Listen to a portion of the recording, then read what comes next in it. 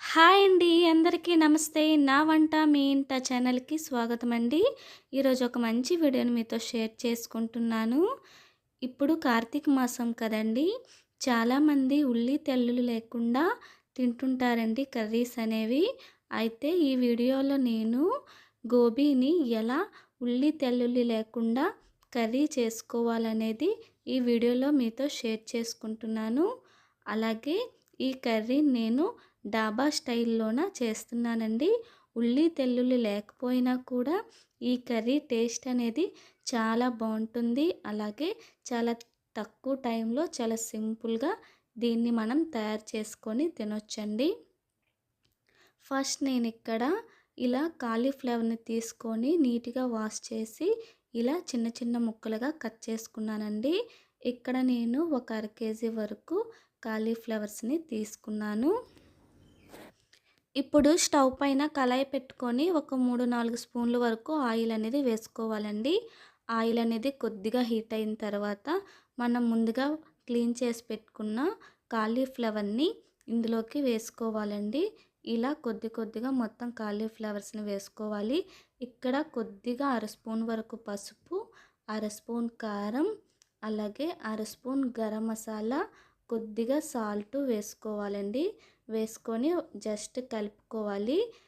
కలిపి ఇప్పుడు మనం దీన్ని మూత పెట్టుకోవాలండి. మూత పెట్టుకొని దీన్ని ఒక 10 మినిట్స్ పాటు మనం మీడియం ఫ్లేమ్లోన కుక్ చేసుకోవాలండి. ఈ కాలీఫ్లవర్లో ఉండే పచ్చివాసన పోయేంత వరకు మనం ఇలా ఒక 10 నిమిషాల పాటు కుక్ చేసుకుంటే సరిపోతుంది. ఇది కుక్ అయినలోపు నేను ఇక్కడ ఒక 4 టమాటాని ముక్కలుగా కట్ చేసి తీసుకున్నాను. అలాగే ఒక 6 స్పూన్ల వరకు జీడిపప్పు, ఒక స్పూన్ గసగసాలు, ఒక చిన్న ముక్క అల్లాన్ని తీసుకున్నాను. తీసుకొని వీటన్నిటిని మనం మిక్సీ జార్లో వేసుకొని మెత్తగా పేస్ట్లా చేసుకోవాలండి. వీడియోలో చూపించినట్టు ఇలా మెత్తగా పేస్ట్లా చేసుకొని దీన్ని పక్కన పెట్టుకోండి. ఇప్పుడు 10 నిమిషాల తర్వాత మూత తీసి చూస్తున్నాను. ఇక్కడ గోబీ అనేది కుక్ అయిందండి. ఇలా కుక్ చేసుకుంటే సరిపోతుంది. ఇప్పుడు దీన్ని ఒక ప్లేట్లోకి తీసి పక్కన పెట్టుకోవాలి. ఇప్పుడు అదే ప్యాన్లోకి నేను కొద్దిగా ఆయిల్ని వేసుకున్నాను. వేసుకొని 3 పచ్చిమిరపకాయలు, కొద్దిగా కరివేపాకు, ఒక అర స్పూన్ వరకు జీలకర్రని వేసుకోవాలండి. ఇలా వేసుకొని ఒకసారి మనం బాగా కలుపుకోవాలి. ఇప్పుడు ముందుగా తయారు చేసి పెట్టుకున్న టమాటా పేస్ట్ని మనం ఇందులోకి వేసుకోవాలి. ఇప్పుడు ఈ పేస్ట్ని కొద్దిగా వేసుకోవాలండి. ఇలా వేసుకొని మనం అంతటిని ఒకసారి కలుపుకోవాలి. టమాటాలో ఉండే పచ్చివాసన పోయేంత వరకు దీన్ని మనం ఒకసారి మూత పెట్టుకొని లో ఫ్లేమ్లోనే ఒక 10 మినిట్స్ పాటు మనం దీన్ని కుక్ చేసుకోవాలండి. 10 మినిట్స్ తర్వాత మూత తీసి చూస్తున్నాను. చూడండి ఇక్కడ బాగా కుక్ అయిందండి. ఆయిల్ కూడా పైకి తేలింది. ఇలా ఆయిల్ అనేది పైకి తేలేంత వరకు మనం దీన్ని కుక్ చేసుకోవాలండి. ఇప్పుడు మనం ఇందులోకి టేస్ట్కి తగ్గట్టు ఉప్పు వేసుకోవాలి. అలాగే కొద్దిగా కారం, ధనియాల పౌడర్, జీలకర్ర పౌడర్, కొద్దిగా గరం మసాలా, అలాగే పసుపు వేసుకోవాలి. మనం ఆల్రెడీ ఉప్పు, కారం, పసుపు వేసుకున్నాం కదండి. మీ టేస్ట్కి తగ్గట్టు మీరు ఇక్కడ వేసుకోండి. అలాగే చివరగా రెడ్ చిల్లీ పౌడర్ వేసుకున్నాను. ఇది ఆప్షనల్ అండి. తర్వాత అంతా బాగా కలుపుకొని ఇప్పుడు కొద్దిగా కొత్తిమీరని వేసుకోవాలి. వేసుకొని మనం ముందుగా తయారు చేసి పెట్టుకున్న గోబీని కూడా ఇప్పుడు ఇందులోకి వేసుకోవాలండి.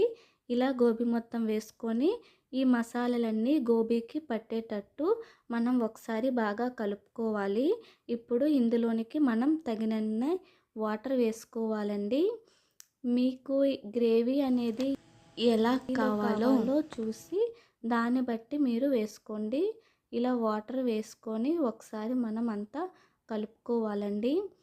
ఇప్పుడు చూడండి మీకు ఉప్పు, కారం ఏదైనా చాలకపోతే ఇప్పుడు మీరు ఇందులో యాడ్ చేసుకోవచ్చు.